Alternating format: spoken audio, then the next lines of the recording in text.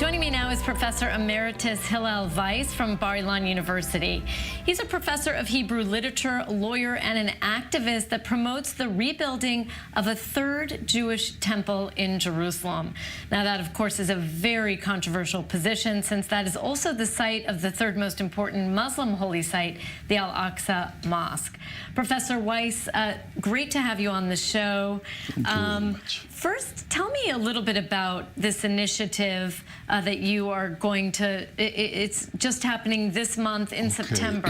We want to establish a new organization, which is, his name is the 17 Nations.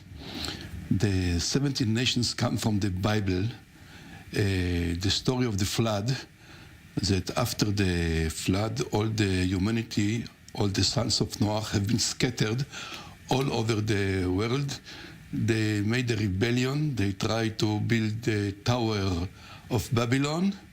And then God was very angry because it was against, to prevent the Mabul. They didn't take seriously the flood. The flood, or they saw that they can twist the resolution of God. Then God saw them out, and they are in exile.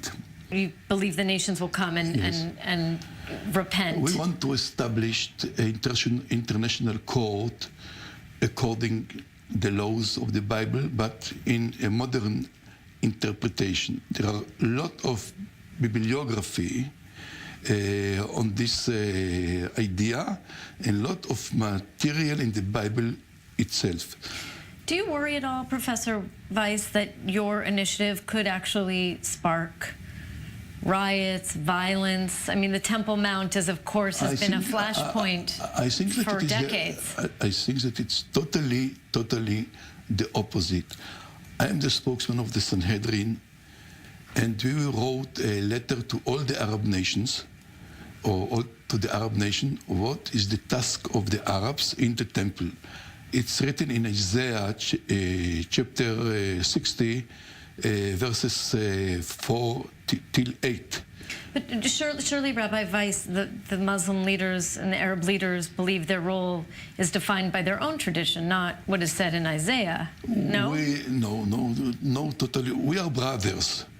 Ismail is a son of Abraham, and he is the eldest son. And there are many Muslims, 100 millions, that respect our idea. Now we call to the event all the nations, also the Iranian, the Syrian, the Turkey. We say to the state of Israel, please allow him to enter in. We shall make a dialogue on this topic. How does your support of rebuilding a Jewish temple in what Jews call the Temple Mount and Arabs call the Noble Sanctuary, how does that square with peace? Because, of course, that notion in itself is one that would not be accepted in the Arab world. It's not exactly a Jewish... And even by some Orthodox Jews? It's not exactly Jewish temple. Okay. It's God, Hashem, the creator of the world. He have this initiative, and Solomon, the king, he wrote in the starting of the temple a prayer for all the alien people, for all the nations, when they are coming to the temple, what they have to pray to Hashem, God, Allah, or whatever you will call the entity that create the world. So you don't specifically support the actual physical rebuilding of a Jewish temple?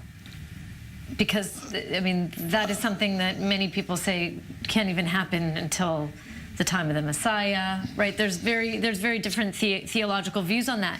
Look, because that seems like it would create a problem for the kind of bridges you're trying to build.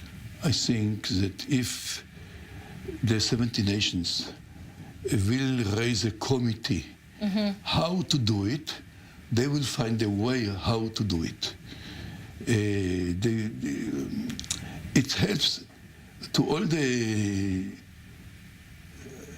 the spiritual and physical and economic of all those 70 nations on the entire globe to cooperate not only towards the temple, but to, like the United Nations, that mostly is against the laws of Noach in family affairs and many other affairs.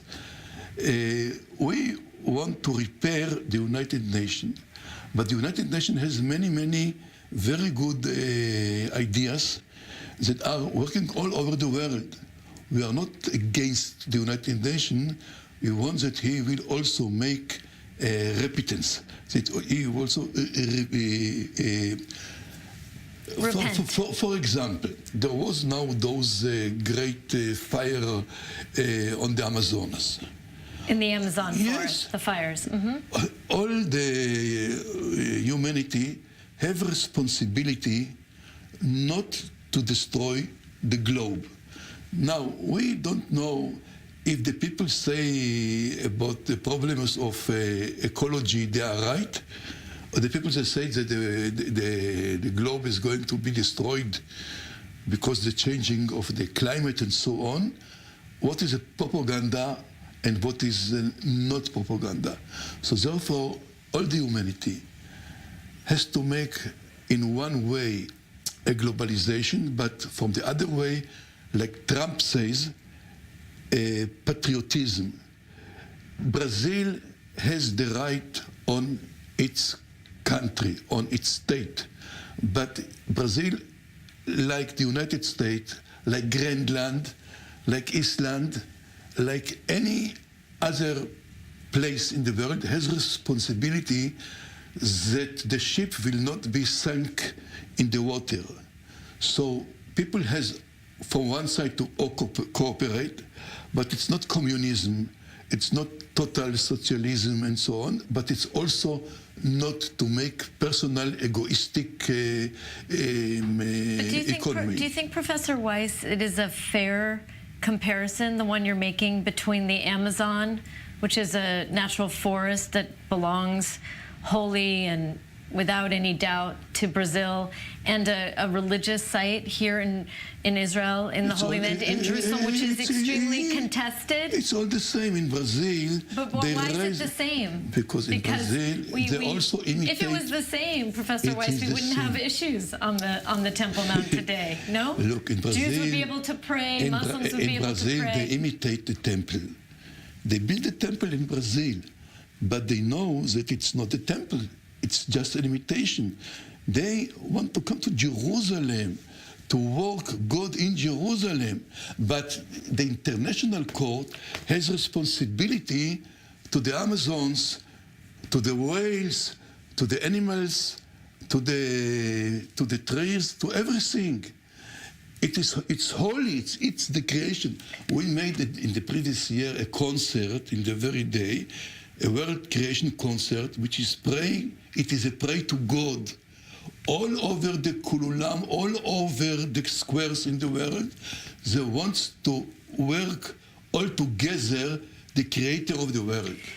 Professor Weiss, I want to just go back to something you already talked about a little bit, but tell me a little bit more about what you're hoping will be the Afghani guests that are going to participate in this conference coming up. There are two Afghans that say that there is a chance that they will come. We make a connection between this Afghan and the Foreign Office, the Israeli Foreign Office, and we hope that he will get a visa.